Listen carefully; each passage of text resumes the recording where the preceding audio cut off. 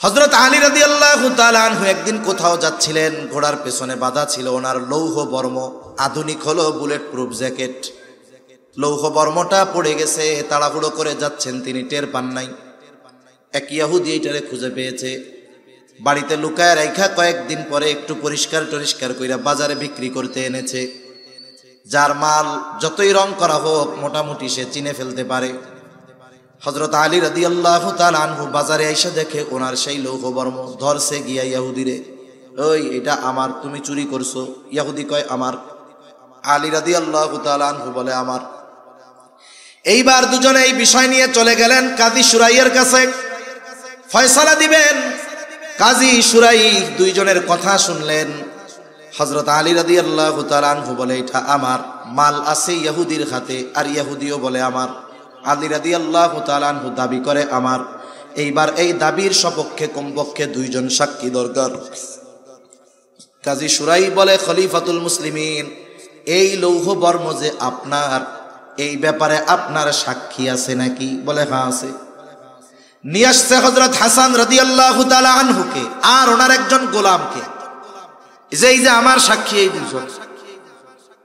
কাজী সুরাই বলতেছে, খলিফাতুল মুসলিমিন, পিতার ব্যাপারে পুত্রের সাক্ষ্য, গোলাম মনিবের ব্যাপারে গোলামের সাক্ষ্য গ্রহণযোগ্য নয়।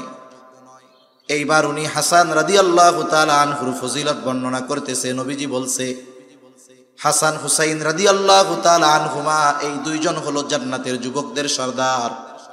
এই কথাও বলছে, কাজ হয় নাই। সুরাই তার বিষয়ের উপরে অটল, রায় চলে গেছে ইহুদির পক্ষে, খলিফাতুল মুসলিমিনের বিপক্ষে। উনি হাসতেছে, বলে আমার আর কোনো সাক্ষী নাই। এইবার ইহুদি তার লৌহ বর্ম নিয়ে হাঁটা ধরছে। খলিফাতুল মুসলিমিন অন্য বিষয়ে সুরাইয়ের সাথে আলোচনা করতেছে, কারণ বিচার এই পর্যন্ত শেষ। থ্রেট দিচ্ছেন না, জয় মিয়া, আমি খাতুনে জান্নাতের স্বামী, নবীজির চাচাতো ভাই, আমার দুই পোলা জান্নাতের যুবকদের সর্দার, ধর্মিয়া আমি মিথ্যা কথা কই নাকি? আমার বিপক্ষে রায় দিছ? এই সব কোনো কথা নয়। রায় হইছে, বিপক্ষে গেছে, শেষ, আর কোনো কথা নাই। অন্য বিষয় আলোচনা করতেছে। আর ইহুদি চিন্তা করে, হায় রে, এইরকম ন্যায় বিচার করলো, কাইডা রাইখা দিলে আমি কি কিছু কইতাম ডরে? আসলে তো আমি পাইছি। এই যে মনের চিন্তা, ন্যায় বিচার দেখে অন্তরের মধ্যে ইমানের বাতি জ্বলা শুরু হয়ে গেছে। ফিরে আসছে, এসে বলতেছে, খলিফাতুল মুসলিমিন, আসলে এইটা আপনার লৌহ বর্ম। আপনি একদিন কোথাও যাচ্ছিলেন, দ্রুত তার সাথে খেয়াল করেন নাই, পেছন থেকে পড়ে গেছে, আমি কুড়িয়ে পেয়েছি। এটা আপনারই লৌহ বর্ম, ফেরত নেন। সাথে সাথে এই ন্যায় বিচারের উত্তম দৃষ্টান্ত অবলোকন করে ইহুদি সাথে সাথে কালিমা পড়ে মুসলমান হয়ে যায়। ইমাম আবু হানিফাকে জেলখানার মধ্যে আটকিয়ে দেওয়া হলো। ঐতিহাসিকেরা লিখতেছে কত জুলুম, কত অত্যাচার ইমাম আবু হানিফার উপর। চাবুক দিয়ে আঘাত করা হতো, আর বলা হতো প্রধান বিচারকের দায়িত্ব যদি নেওয়া হয় ছেড়ে দেওয়া হবে। ইমাম আবু হানিফা জালেমের চাবুকের আঘাত সহ্য করেছেন, তবুও প্রধান বিচারকের দায়িত্ব নেন নাই। ঐতিহাসিকদের থেকে দুইটা মত পাওয়া যায়।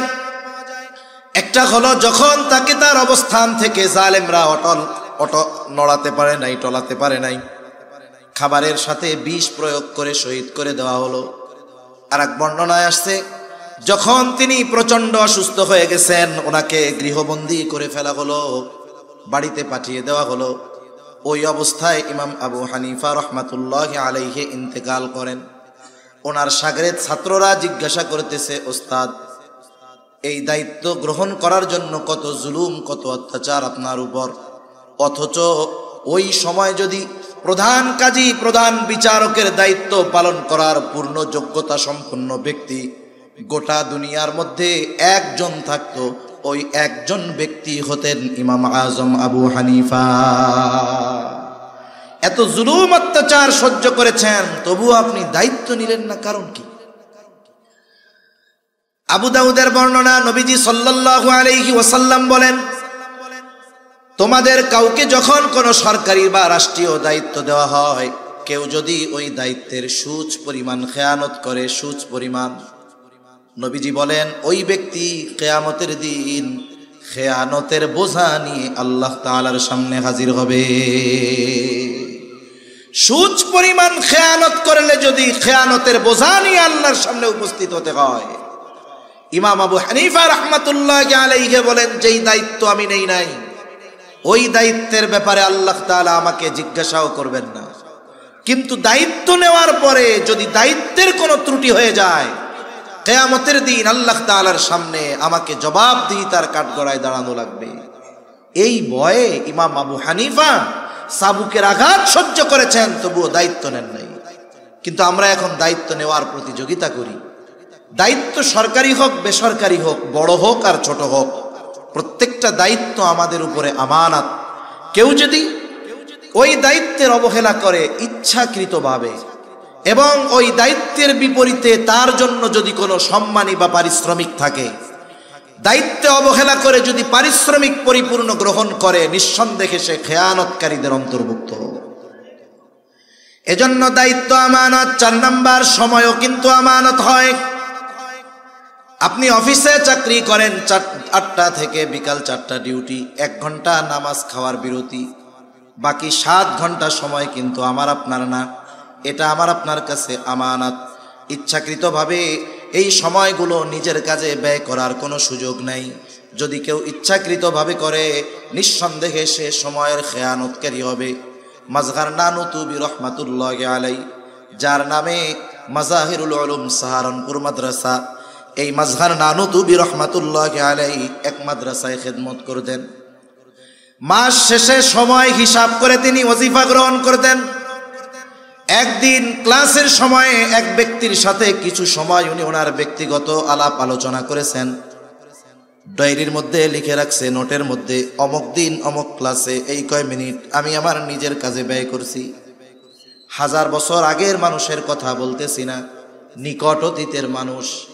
এইবার ওনাকে অফিস থেকে ওজিফা দেওয়া হলো, উনি সময় হিসাব করে ওই পরিমাণ সময়ের টাকা অফিসে ফেরত দিয়ে দিলেন। জিজ্ঞাসা করা হয়, হযরত এটা কি বেশি গেছে নাকি? বলে না, বেশি যায় নাই, তবে ফেরত দেওয়ার কারণ কি? তিনি বলতেছেন, অমুক দিন অমুক ক্লাসে এই কয় মিনিট সময় আমি আমার নিজের কাজে ব্যয় করেছিলাম। যেই সময়টা আমি নিজের কাজে ব্যয় করেছি, ওই সময়ের বিপরীতে যেই ওজিফা, সেটা আমার জন্য গ্রহণ করা উচিত হবে না। এজন্য সময়ের আমানত আমরা হেফাজত করব। তারপরে এই জান আল্লাহ তাআলার পক্ষ থেকে আমানত, মাল সম্পদ আমানত। জান মাল আল্লাহ তাআলার সাথে আমাদের কেনা বেচা হয়ে গেছে। মূল মালিক কিন্তু আমরা না, জান মালের মালিক কে? জোরে বলেন না কে? আমরা কিসের মালিক? জান্নাতের মালিক। কিসের মালিক? জান্নাতের মালিক। আল্লাহ তাআলা বলেন, ইন্নাল্লাহা আশতারা মিনাল মুমিনিনা আনফুসাহুম ওয়া আমওয়ালাহুম বিআন্না লাহুমুল জান্নাহ। আল্লাহ তাআলা বলেন, নিশ্চয়ই তিনি মুমিনের জান এবং মালকে জান্নাতের বিনিময়ে কিনে নিয়েছেন। তার মানে কেনা বেচা হয়ে গেছে। জানমালের মালিক আল্লাহ, আমরা হইলাম জান্নাতের মালিক। কেনা বেচা হয়ে গেছে। আমার জান্নাত আল্লাহ তাআলার কাছে, আল্লাহর জানমাল আমার আপনার কাছে। এখন এইটা আমার আপনার কাছে আমানত। আমানতের জিনিস দ্বারা উপকার হাসিল করা যায় না। কেউ যদি 500 টাকার একটা ছেঁড়া নোট আমার আপনার কাছে দিয়া বলে, হুজুর এইটা আমানত, আপনি যদি চিন্তা করেন, এরে বাজারে ভালো মাছ উঠছে, টাকা তো আর নাই, এই 500 টাকা ছাড়া এই টাকাটা দিয়ে মাছটা কিনে নিয়ে যাই, বাড়ির থেকে আরেকটা 500 টাকার নোট তাকে দিয়া দিব, হবে না। কারণ যেই বস্তুটা আমানত রাখবে, আমানতটা হুবহু ওই বস্তুটাকেই রাখতে হবে, ওইটাকেই সংরক্ষণ করতে হবে। এখানে টাকার পরিমাণটা আমানত না, বরং ওই নোটটাও আমানত। এখন জানমাল ব্যবহারের মূলত অনুমতি নাই, আমানত যেহেতু। তবে আল্লাহ তাআলা দয়া করে এটা আমাদের ব্যবহারের অনুমতি দিয়েছেন, এই জন্য এটা আমাদের জন্য একটা নেয়ামত। তবে ব্যবহারের একটা পরিধি আল্লাহ তাআলা দিয়ে দিয়েছেন। এই জানমাল এই পরিধির বাইরে ব্যয় করা যাবে না। জান বলতে কি? আমার শ্রম, মেধা, বুদ্ধি, পরিশ্রম, এগুলো জান। এখন আমি আপনি আমার আপনার জানের দ্বারা জান ব্যয় করে, শ্রম ব্যয় করে, মেধা ব্যয় করে ভালো কাজ করি, দ্বীনি কাজ করি, মানব কল্যাণে কাজ করি, কোনো অসুবিধা নেই। প্রয়োজনে দ্বীনের জন্য জীবন উৎসর্গ করে দেওয়া, এটা তো আরো ভালো। সম্পদ মাল ব্যয় করেন, ভালো খাইতে মন চায় খাই, পড়তে মন চায় পড়ি, অসুবিধা নেই। এমনকি নবীজি জানিয়ে দেন পরিবারের জন্য যেটা ব্যয় করা হয় ওটাও সাদাকা, তবে অপচয় অপব্যয় করা যাবে না। যদি অমুসলিমেরও যদি সহযোগিতার দরকার হয়, আপনি মাল থেকে অমুসলিমকে টাকা দেন চিকিৎসার জন্য, খাবার কেনার জন্য, পোশাক কেনার জন্য, অসুবিধা নেই। কিন্তু ওই মাল থেকে একটা টাকাও এমন কাজে ব্যয় করা যাবে না যেই কাজটা অন্যায়। যদি কেউ করে তাহলে সে জানমালের খেয়ানতকারী বলে সাব্যস্ত হবে। শরীয়তের বিধিবিধান আমাদের উপরে আমানত। আল্লাহ তাআলা কোরআনুল কারীমের মধ্যে বলেন, ইন্না আরাদনাল আমানাতা আলাস সামাওয়াতি ওয়াল আরদি ওয়াল জিবাল ফাআবাইনা আন ইয়াহমিলনাহা ওয়া আশফাকনা মিনহা ওয়া হামালাহাল ইনসান। আল্লাহ তাআলা বলেন, আমি এই আমানত আসমানের কাছে, জমিনের কাছে, পর্বতের কাছে পেশ করলাম। তারা প্রচণ্ড ভীত সন্ত্রস্ত হয়ে গেল, এই আমানত বহনে অস্বীকৃতি জ্ঞাপন করলো। ওয়া হামালাহাল ইনসান, মানুষ এই আমানত বহন করলো। কি সেই আমানত? মুফাসসিরিনে কেরাম বলেন সেই আমানত হলো কোরআন। কেউ কেউ বলেন শরীয়তের সকল বিধিবিধান, একই কথা। তাহলে এই কোরআন তথা শরীয়তের যত হুকুম আহকাম আছে সব আমাদের উপরে আমানত। কেউ যদি আল্লাহ তাআলার আদেশ নিষেধ অমান্য করে নিঃসন্দেহে সে খেয়ানতকারীদের অন্তর্ভুক্ত হয়ে যায়। সন্তান সন্ততি আমানত, অঙ্গ প্রত্যঙ্গগুলা আমানত, হাত পা চোখ কান আমানত। বলে এর খেয়ানত কেমনে হয়? বলে অঙ্গ প্রত্যঙ্গের গুনাহ করার মাধ্যমে অঙ্গ প্রত্যঙ্গের খেয়ানত হয়। আল্লাহ তাআলা বলেন, ইয়ালামু খাইনাতাল আয়ুন ওয়া মা তুখফিস সুদূর।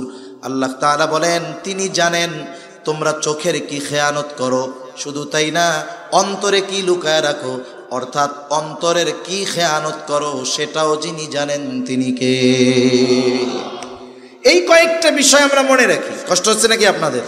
আর বেশি সময় না। অনির্দিষ্ট গন্তব্য কাছে হইলেও দূরে লাগে, অচেনা গন্তব্য কাছে হইলেও দূরে লাগে। 11টা বাজে তো সর্বোচ্চ 15 মিনিটের মধ্যে শেষ হয়ে যাবে ইনশাআল্লাহ। তাহলে আমি কয়েকটা বিষয় বলছি, আমরা আলোচনা করছি। 1 নাম্বার লেনদেনের ক্ষেত্রে আমানতদার হব, 2 নাম্বার কথার ক্ষেত্রে আমানতদার হব, 3 নাম্বার দায়িত্বের ক্ষেত্রে আমানতদার হব, 4 নাম্বার সময়ের ক্ষেত্রে আমানতদার হব, 5 নাম্বার জানের ক্ষেত্রে আমানতদার, 6 নাম্বার মালের ক্ষেত্রে আমানতদার, 7 নাম্বার সন্তান সন্ততির ব্যাপারে আমানতদারিতার পরিচয় দিব, 8 নাম্বার শরীয়তের হুকুম আহকাম বিধিবিধানের ব্যাপারে আমানতদার হব, 9 নাম্বার আমার অঙ্গ প্রত্যঙ্গের ব্যাপারে আমানতদার হব ইনশাআল্লাহ। বলেন জোরে বলেন না ইনশাআল্লাহ। অরিজিনাল ইনশাআল্লাহ বলছেন তো নাকি নার বদলে ইনশাআল্লাহ কইছেন? এ দুনিয়ার মানুষ বাঙালি বহুত চালাক। এক তাবলিগওয়ালা এক গ্রুপ গেছে মসজিদ থেকে গাছতে বের হইছে, এখন এক গ্রুপ দেখাই দিছে ওই যে ওদের এসএসসি পরীক্ষা শেষ হয়েছে, 3 মাসের টাইম আছে, একটু দেখেন তাশকিল কইরা টইরা 1 চিল্লা 2 চিল্লা 3 চিল্লায় নেওয়া যায় নাকি। এখন যার যে কাম সে তো সেই কামেই খোঁজে, কয় পাইছি। এবার দল বল নিয়ে পোলাপান একটারে ধরছে, একটাকে দইরা তাশকিল করতেছে যে আল্লাহর রাস্তায় যাওয়ার জন্য দীর্ঘ সময়। ও লজ্জায় নাও কইতে পারে না, আবার কয় যদি হাঁ কইয়া দেই তাহলে তো বিপদ, চুপ করে বইয়া রয়েছে খালি ওয়াজ শুনে। ওপাশ দিয়ে খেলাধুলা বন্ধ, আর একজন ওর কানের কাছে গিয়ে কয় তোরে জীবনেও ছাড়বে না, তাড়াতাড়ি ইনশাআল্লাহ কও। তুই যাস আর না যাস এটা হলো পরের হিসাব, আগে ইনশাআল্লাহ কইয়া বাস। তার মানে অনেক মানুষ কাছের মানুষ, পরিচিত মানুষ এখন বলছে ভাই আমার এই কাজটা করে দাও, বন্ধু মানুষ তুমি। ও মনে মনে কয় তোর কাজ তো করবো না। এখন না যদি সরাসরি বলে তাহলে একটা খারাপ বিষয় না, কয় ইনশাআল্লাহ। আবার পাবলিকও বোঝে যে বাঙালি ইনশাআল্লাহ কইলে বিশ্বাস নাই, এই জন্য আবার কয় ভাই সত্যি সত্যি করবেন তো, ভাই সত্যি সত্যি করবেন তো।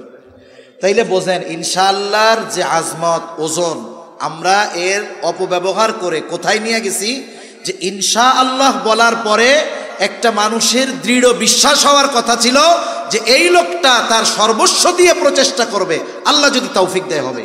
আর আমরা ইনশাআল্লাহ বললে আগে সন্দেহ করে, মনে হয় করবে না। ওই ইনশাআল্লাহ কইছেন না অরিজিনালটা কইছেন? আল্লাহ আমাদের তৌফিক দান করেন, আমিন। তাহলে আল্লাহ তাআলা এই আয়াতে নির্দেশ দিয়েছিলেন কয়টা? সামগ্রিক কথা হলো, 1 নাম্বার আমানতদার হও, 2 নাম্বার ওয়া ইযা হাকামতুম বাইনান নাসি আন তাহকুমু বিল আদল, আর তোমরা যখন মানুষের মধ্যে বিচার আচার করবা, ন্যায় বিচার করবা, বিচারক শুধু কোর্টে থাকে না, ঘরেও কিন্তু থাকে। আমরা প্রতিটা মানুষ জীবনের কোনো না কোনো সময় বিচারকের ভূমিকা পালন করা লাগে। অনেক সময় দেখা যায় 2 সন্তানের মধ্যে দ্বন্দ্ব, বিচারক হইল বাপ। অনেক সময় দেখা যায় একটা সন্তানকে প্রাধান্য দিয়ে আর এক সন্তানের উপরে অবিচার করে, এমন বাবা আছে না নাই? এই ক্ষেত্রেও ন্যায় বিচার করতে হবে। তার মানে একেবারে নিম্ন পর্যায় থেকে সর্বোচ্চ পর্যায়ের বিচারের দায়িত্ব যে পাবে, অবশ্যই তাকে ন্যায় বিচার করতে হবে। শত্রুও যদি বিচারের জন্য আসে, ন্যায় বিচার করতে হবে। আল্লাহ তাআলা মানা করছেন, ওয়ালা ইয়াজরিমান্নাকুম শানাআনু কওমিন আলা আল্লা তা'দিলু ই'দিলু হুয়া আকরাবু লিত্তাকওয়া। কোন কওমের প্রতি যদি বিদ্বেষ থাকে, এই বিদ্বেষের কারণে তাদের উপরে অবিচার করার সুযোগ নাই। আল্লাহ তাআলা এই জায়গায়ও ন্যায় বিচার করার নির্দেশ দিয়েছেন।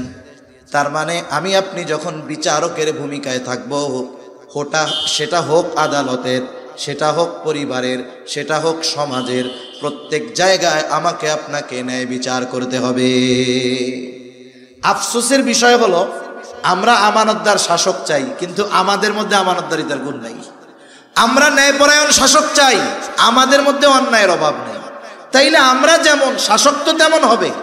এজন্য আমরা যদি আমাদের মধ্যে পরিবর্তন না আনি, কি হবে? বলে শাসকের চেয়ারে চেহারার পরিবর্তন হবে, মাগার চরিত্রের পরিবর্তন হবে না। এজন্য নিজেদের পরিবর্তন আগে আনতে হবে।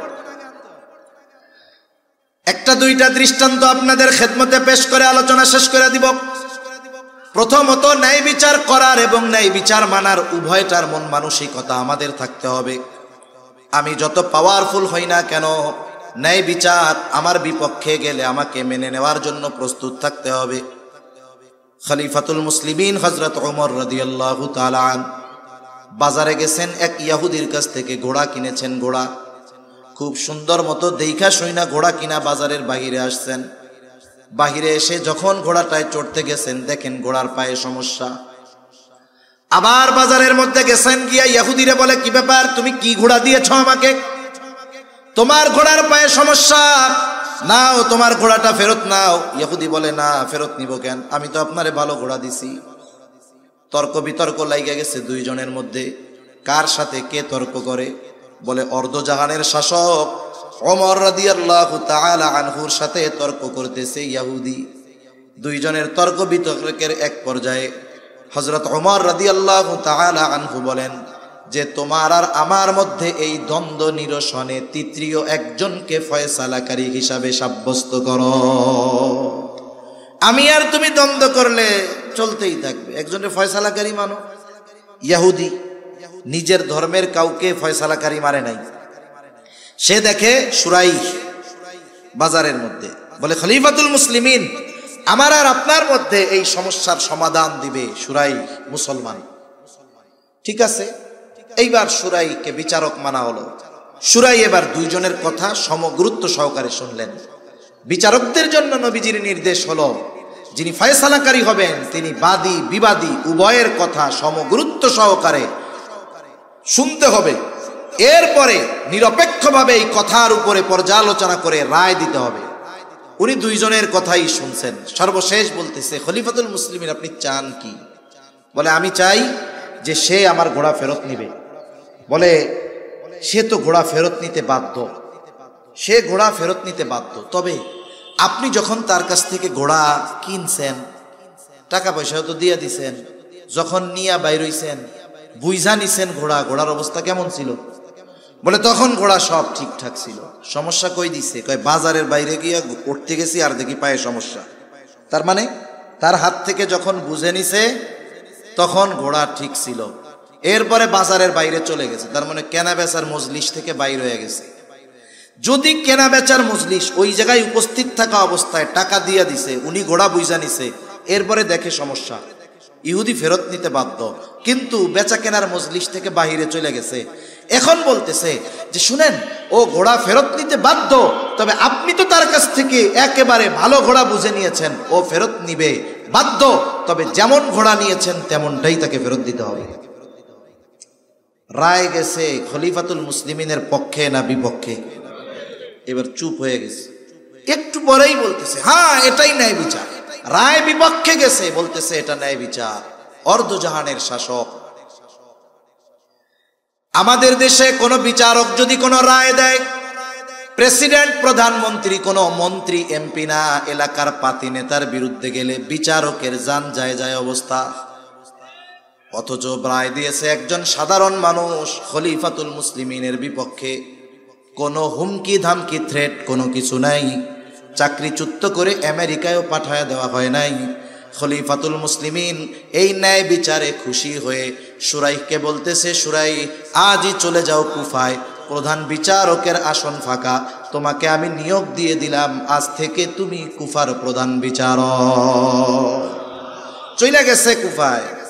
ওমর রাদিয়াল্লাহু তাআলা আনহুর সময়, উসমান রাদিয়াল্লাহু তাআলা আনহুর খেলাফতকাল, আলী রাদিয়াল্লাহু তাআলা আনহুর খেলাফতকাল, আমিরে মুআবিয়া রাদিয়াল্লাহু তাআলা আনহুর সময়কাল, একেবারে সুখ্যাতির সাথে অনেক ঐতিহাসিক ফয়সালা কাজী শুরাইহের মাধ্যমে এসেছে। এই ধরনের বিচারক রায় গেছে খলিফার বিপক্ষে, খলিফা রাগ হয় নাই, মাইনা নেওয়ার মন মানসিকতা ছিল, আর তাদেরও ন্যায় বিচার করার ইচ্ছা ছিল যে যে হয় হোক, রায় যদি বিপক্ষে যায় আমার রায় দিতে কি আসে যায়, আমি ন্যায় বিচার করতেছি। হযরত আলী রাদিয়াল্লাহু তাআলা আনহু ইসলামের রাজধানী মদিনা থেকে কুফায় স্থানান্তরিত হলো। হযরত আলী রাদিয়াল্লাহু তাআলা আনহু একদিন কোথাও যাচ্ছিলেন, ঘোড়ার পেছনে বাঁধা ছিল ওনার লৌহ বর্ম, আধুনিক হলো বুলেট প্রুফ জ্যাকেট। লৌহ বর্মটা পড়ে গেছে, তাড়াহুড়ো করে যাচ্ছেন, তিনি টের পান নাই। এক ইহুদি এইটারে খুঁজে পেয়েছে, বাড়িতে লুকায় রাইখা কয়েকদিন পরে একটু পরিষ্কার টরিষ্কার কইরা বাজারে বিক্রি করতে এনেছে। যার মাল যতই রং করা হোক মোটামুটি সে চিনে ফেলতে পারে। হযরত আলী রাদিয়াল্লাহু তাআলা আনহু বাজারে এসে দেখে ওনার সেই লৌহ বর্ম, ধরছে গিয়া ইহুদিরে, ওই এটা আমার, তুমি চুরি করছো। ইহুদি কয় আমার। আলী রাদিয়াল্লাহু তাআলা আনহু বলে আমার। এইবার দুজনে এই বিষয় নিয়ে চলে গেলেন কাজী শুরাইয়ের কাছে, ফয়সালা দিবেন। কাজী শুরাই দুইজনের কথা শুনলেন। হযরত আলী রাদিয়াল্লাহু তাআলা আনহু বলে এটা আমার, মাল আছে ইহুদির হাতে, আর ইহুদিও বলে আমার। আলী রাদিয়াল্লাহু তাআলা আনহু দাবি করে আমার। এইবার এই দাবির সপক্ষে কমপক্ষে দুইজন সাক্ষী দরকার। কাজী শুরাই বলে, খলিফাতুল মুসলিমিন, এই লৌহ বর্ম যে আপনার, এই ব্যাপারে আপনার সাক্ষী আছে নাকি? বলে হ্যাঁ আছে।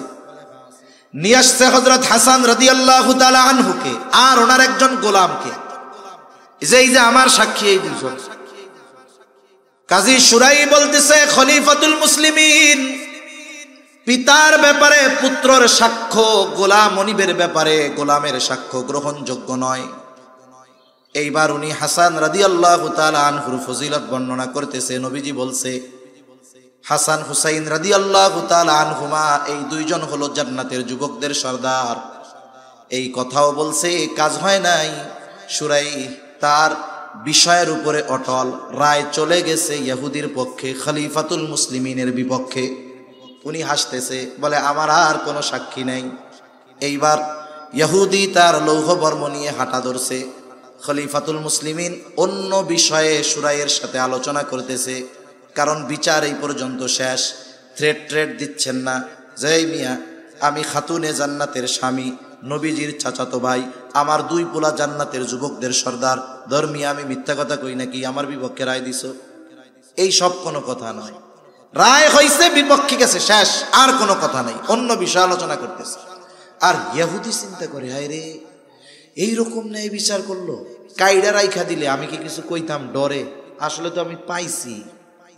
এই যে মনের চিন্তা, ন্যায় বিচার দেখে অন্তরের মধ্যে ইমানের বাতি জ্বলা শুরু হয়ে গেছে।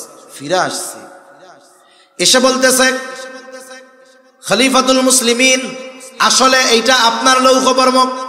আপনি একদিন কোথাও যাচ্ছিলেন, দ্রুততার সাথে খেয়াল করেন নাই, পেছন থেকে পড়ে গেছে, আমি কুড়িয়ে পেয়েছি। এটা আপনারই লৌহ বর্ম, ফেরত নেন। সাথে সাথে এই ন্যায় বিচারের উত্তম দৃষ্টান্ত অবলোকন করে ইহুদি সাথে সাথে কালিমা পড়ে মুসলমান হয়ে যায়।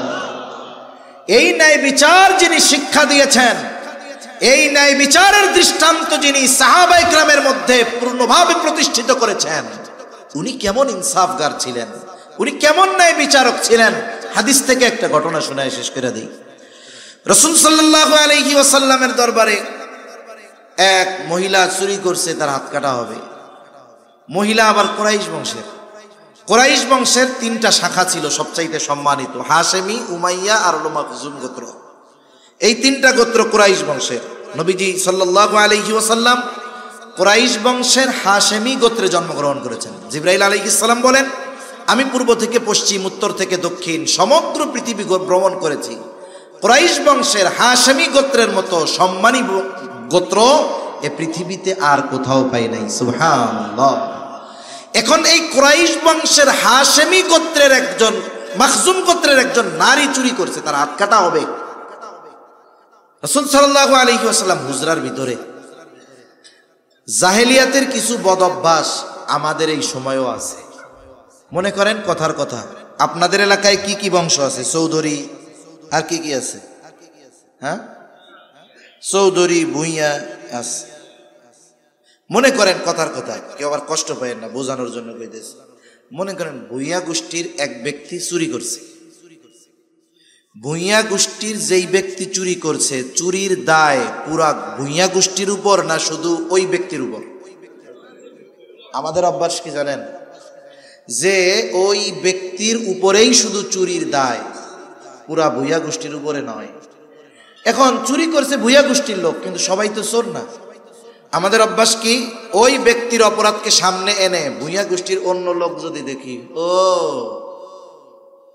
চোরের গোষ্ঠীর লোক, এরকম পুরা গোত্র বংশ ধরে চোর হিসাবে অপবাদ দেওয়ার মতো প্রচেষ্টা করে কি করে না? এটা জাহেলিয়াতের সময়ের কাজ। ওরা এই কাজ করতো। সাহাবায়ে কেরাম তো শুধু নবীকে ভালোবাসে না, নবীর বংশরেও তো ভালোবাসে, বংশের লোকদের ভালোবাসে। চিন্তা করতেছে, কুরাইশ বংশের মহিলার যদি চুরির কারণে হাত কাটা যায়, ইহুদিরা একবারে গলা ছাইড়া কইব, দেখ নবীর বংশের মহিলা চোর। এই কথাটাও সাহাবায়ে কেরামের সহ্য হবে না।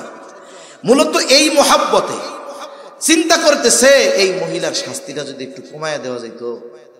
এই মহিলা যে কুরাইশ বংশের, নবীজি মনে হয় জানে না রে, জানলে মনে হয় একটু কিছু হইতো। এখন নবীজির কাছে খবর পৌঁছানোর দরকার যে মহিলা কুরাইশ বংশের, কারে দিয়া পাঠাবে? যায়েদ রাদিয়াল্লাহু তাআলা আনহুর ছেলে ওসামা ছোট, ওরে শিখায়া দিছে, তুমি তোমার নানার কাছে গিয়া বলবা, নানা যেই মহিলা চুরি করছে না, এটা কুরাইশ বংশের মহিলা। ছোট মানুষ যা শিখাই দিছে হুবহু তাই গিয়ে নবীজির কাছে বলছে। অনেক সময় অনেক মা বাবা ছোটদেরকে শিখায় দেয়, ও মাদ্রাসায় যায় নাই অথবা স্কুলে যায় নাই, পরের দিন ভয়ে আর যাইতে যায় না। এখন মা শিখায় দেয় বা বাপ শিখায় দেয়, তুমি মাদ্রাসায় যাও, হুজুর কিছু বলবে না। যদি কিছু বলে জিজ্ঞাসা করে, বলবা তোমার পেট ব্যথা হয়েছিল এই জন্য আসো নাই। এখন ওই বাচ্চা গেছে মাদ্রাসায় গেছে, হুজুর জিজ্ঞাসা করে, তুমি আসো নাই কেন কালকে? বলে, হুজুর আমার পেটে ব্যথা হয়েছিল। হুজুরও চালাক, জিজ্ঞাসা করে, তোমার পেটে ব্যথা হয়েছিল কইছে কে? কই আমার আম্মু কইছে। ছোট মানুষ না, যেইভাবে শিখাই দিছে এইভাবে গিয়াই বলছে। নবীজি তো বুঝতে পারছে যে এই কথা ও নিজের থেকে বলে নাই, কেউ শিখাই দিছে। হুজরা থেকে নবীজি বের হলেন। নবীজি এবার বলতেছে, তোমরা কি আমাকে এমন বিষয়ের ব্যাপারে সুপারিশ করতেছো যেই বিষয়ের সুপারিশ, যেই বিষয়ের শাস্তি কার্যকর করার নির্দেশ আল্লাহ তাআলা দিয়েছেন? তোমরা কি আমাকে এমন বিষয়ের জন্য সুপারিশ করতেছো? এইবার নবীজি খুতবা দিলেন, বলেন, তোমাদের পূর্বে বহু সম্প্রদায়কে এই কারণে ধ্বংস করে দেওয়া হয়েছে যে তাদের মধ্যে যখন কোনো সম্ভ্রান্ত ব্যক্তিকে চুরির অপরাধে আটক করা হতো, এই যে সম্ভ্রান্ত ব্যক্তি চুরি করছে এই কারণে তাকে ছেড়ে দেওয়া হতো। সে সম্ভ্রান্ত ব্যক্তি, ওনরা এমপি মন্ত্রী ছিলেন, মানুষ মারছেন, এই জন্য জেলখানার থেকে বের হয় মাড়ওয়ালা পাঞ্জাবি গায়ে দিয়া, হাতের মধ্যে হাতকড়া নাই, পায়ের মধ্যে বেড়ি নাই, অথচ প্রকাশ্যে শত শত মানুষ হত্যার সাথে এরা জড়িত, কিন্তু এদেরকে হাত করা পড়ানো হয় না, একেবারে ভাঁজ করা মার দেওয়া পাঞ্জাবি বাবুর মতো জেলখানা থেকে আদালতে আনে। আর আমরা দেখেছি বিগত সময় ওলামা একরামকে বিনা অপরাধে আটক করা হয়েছে। একজনরে কেন জেলখানায় নিছে, আটক করছে, সেও জানে না যে কেন নিছে। যারা দৈরা নিছিল তারাও জানে না হুজুররে কেন ধরলাম। তার মানে বিনা অপরাধে জেলখানায় নিয়ে পায়ে বেড়ি, হাতে হাত কড়া, মাজায় লোহার শিকল পরায়া, বেঁধে বেঁধে রশি দিয়ে টেনে টেনে, মাথায় হেলমেট পরায়া, বুকে বুলেট প্রুফ জ্যাকেট পরায়া, কেমন যেন বিশ্বের সবচাইতে বড় অপরাধী এইভাবে নেওয়া হয়েছে শুধুমাত্র আলেম হওয়ার কারণে। আর ওই জালেমগুলো প্রকাশ্য মানুষ হত্যার মদতদাতা হওয়ার পরেও এদের ব্যাপারে কোনো ধরনের ব্যবস্থা গ্রহণ করা হচ্ছে না।